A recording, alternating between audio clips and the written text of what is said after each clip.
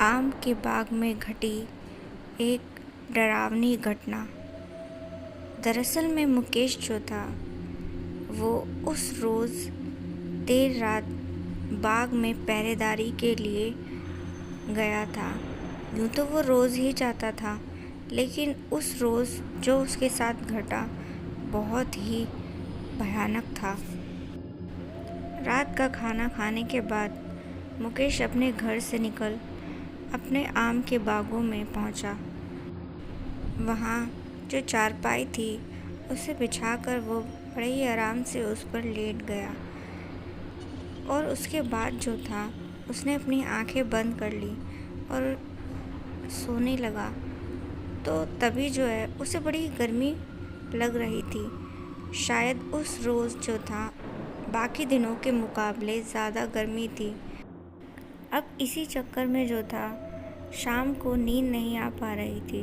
वो परेशान हो रहा था। वो चारपाई पे लेटा लेटा कभी इस करवट तो कभी उस करवट पलट रहा था और फिर वो दोबारा से जो है उठकर बैठ गया और खुद ही से बातें करते हुए कहने लगा, अरे यार, आज तो बड़ी ही गर्मी है। बाकी दिनों में इतनी गर्मी नहीं थी जितनी आज है। और फिर इसके बाद जो था उसके पास एक बॉटल थी, उसमें कुछ पानी था। उसे पीने के बाद शाम फिर से चारपाई पर लेट गया और अपनी आंखें बंद कर ली।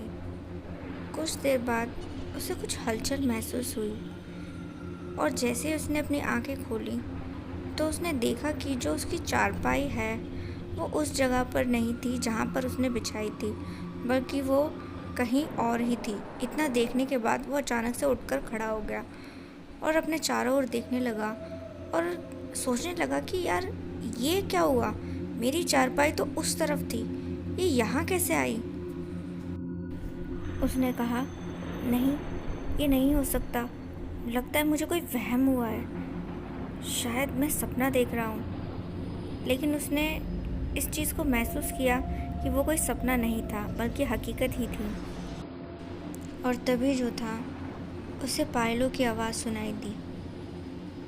उन पायलों की आवाज़ को सुनने के बाद वो थोड़ा अचंभित हुआ और सोच में पड़ गया कि इतनी देर रात आखिर आम के बाग में ये कौन है जो घूम रहा है।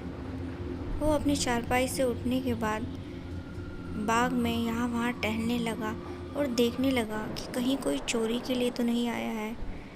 इसके बाद जो था उसने एक लड़की को बाग में घूमते हुए देखा। वो दिखने में पीछे से काफ़ी खूबसूरत दिख रही थी। उसने लाल रंग का लहंगा पहना हुआ था। तो ये जो शाम था उसके पीछे पीछे चल दिया और उसने पाया कि कुछ दूर जाकर अंधेरे में वो लड़की अचानक से ही कहीं गायब हो गई। चारों ओर से देखने लगा तो तभी जो है पीछे से उसके कंधे पर एक हाथ आया। वो जैसे ही पलटा तो उसने देखा कि पीछे तो कोई भी नहीं है। वो हैरान था कि आखिर ये लड़की है कौन और उसे परेशान क्यों कर रही है। और वो वापस से जो है उसी जगह चला गया जहाँ पर उसकी चारपाई थी। वो चारपाई पर बैठ गया। इस वक्त जो था उसे कुछ भी समझ नहीं आ रहा था। एक पल के लिए उसे फिर ऐसा लगा जैसे कि कहीं वो कोई सपना तो नहीं देख रहा, क्योंकि तभी ऐसा हो सकता है। तो वो फिर से अपनी चारपाई पर लेट गया और आंखें बंद कर ली। सोचा कि शायद सपना होगा तो टूट जाएगा। और फिर वो वापस से जैसे ही लेटा तो उसे अपनी चारपाई में फिर से हलचल महसूस हुई। वो एकदम से आंखें खोलकर देखने लगा तो उसने देखा कि उसकी चारपाई के नीचे कोई है। वो थोड़ा सा झुककर नीचे की ओर देखने लगा तो देखा कि वहाँ पर एक बिल्ली बैठी हुई थी, एकदम काले रंग की। उसकी आंखें भयानक तरीके से चमक रही थी। तो ये जो शाम था ये चीखते हुए अपनी चारपाई से दूर चला गया। तभी उसे एहसास हुआ कि ये तो और कुछ नहीं बल्कि बिल्ली है। वो खामखा ही इस बिल्ली से डर रहा था और फिर उसने उस बिल्ली को किसी तरीके से अपनी चारपाई के नीचे से भगा दिया। तभी चारों ओर उसे बिल्ली के रोने की आवाज़ सुनाई देने लगी और उसकी घबराहट जो थी पहले से दोगुना बढ़ चुकी थी। वो मन ही मन काफ़ी डर रहा था और सोच रहा था कि आज उस पर ये कैसी मुसीबत आई है। इतना था कि वो जो लड़की थी जो उसे पहले दिखाई दी थी, उसने देखा कि वो फिर से कुछ दूरी पर खड़ी है और उसे अपने पास बुला रही थी। तो शाम जो था उसके पास पहुंचा और उससे कहने लगा, तुम हो कौन और इतनी देर रात मेरे बाग में क्या कर रही हो? इस पर उस लड़की ने हंसते हुए कहा, इतना भी नहीं जानते कि मैं कौन हूँ? शाम ने कहा, अगर पता होता तो पूछता क्यों? तो इस पर उस लड़की ने फिर से हंसते हुए कहा, शायद तुमने अभी तक मेरे बारे में सुना नहीं है। तो शाम ने कहा, क्या बेकार की बातें कर रही हो, चुपचाप से अपने बारे में बताओ। और तभी शाम की जो नज़रें थीं उस लड़की के पैरों की ओर गईं। उसने देखा कि उसके पैर गोल गोल घूम रहे थे। इतना देखने के बाद उसकी आंखें दहशत से फट गईं। उसने जैसे ही ऊपर नज़रें कर उसके चेहरे को देखा तो पाया कि उसका चेहरा बहुत ही भयानक और डरावना हो चुका था। उसकी चीखें निकल गईं और फिर वो उस लड़की को देख डायन डायन कहते हुए दूसरी दिशा में भागने लगा। लेकिन वो जो लड़की थी, अचानक से ही उसका हाथ बहुत लंबा हो गया और उसने दूर से ही खड़े जो है शाम की गर्दन को दबोच लिया अपने हाथों से और उसकी गर्दन को मरोड़ने लगी।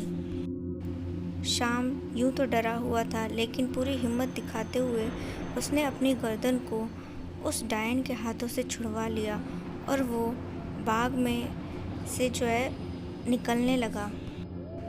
शाम हाथ जोड़कर भगवान से प्रार्थना करने लगा, हे भगवान, आज किसी भी तरह बचा ले, बस किसी भी तरह बचा ले मुझे आज।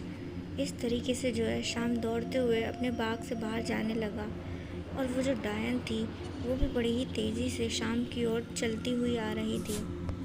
तभी जो है शाम जब अपने बाग से बाहर निकला तभी वो एक आदमी से जा टकराया और तभी वो डायन भी वहाँ पर आ पहुँची। उस आदमी ने उस डायन को देख लिया और जैसे ही देखा तो वो भी एक पल के लिए थोड़ा घबरा गया था। लेकिन तभी जो है उसने उस आदमी से कहा, भाई घबराओ नहीं, ये डायन हमारा कुछ नहीं बिगाड़ सकती। तो वो डायन हंसने लगी। तभी जो है उस आदमी ने अपनी जेब से हनुमान चालीसा निकाली और उसे पढ़ने लगा। वो डायन थोड़ा घबराने लगी और फिर अचानक से ही वो बाग में कहीं गायब हो गई। और इस तरह जो था शाम और उस आदमी की जान उस रात उस डायन से बच गई भगवान की कृपा से।